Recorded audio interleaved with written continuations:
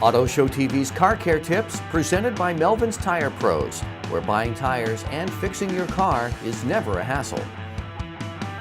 Here this morning with Jim Melvin at Tire Pros in Smithfield. We have some questions from the mailbag. Great. You have fans. Outstanding. So here we go. And these are good. It seems like an alternator can go without warning. Is there anything you can do to prepare? John, that's a great question. The answer to that question is no. An alternator, being an electrical item, is kind of similar to a light bulb. 1 minute it works, the next minute it doesn't. In some cases, a battery light may come on in your dashboard, which is going to give you a warning or an indicator that you've got an issue. What I would recommend is this, particularly going into the cold weather. Swing it by one of our stores. Let's load test the charging system. That's going to check the life of the battery. It's also going to make sure that all the diodes in the alternator are working properly and properly charging your vehicle.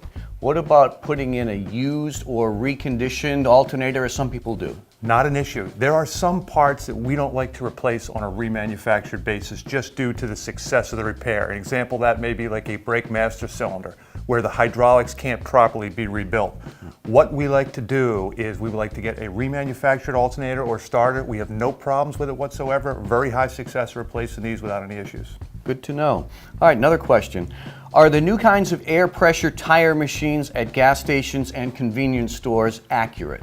Well, another good question. I would certainly give them the benefit of the doubt. The moral to that story being, get your air pressure checked. Just assume that the gauge is going to be good. But in most cases, I would say yes. Okay. All right, here's the last one. Since you really don't need a tune-up anymore, besides the obvious, what things should be maintained in the first 50,000 miles? Most vehicles today in the first 50,000 miles are simply a matter of fluid exchanges. Changing your engine oil, changing your antifreeze, and in some cases with antifreeze can last up to 100,000 miles.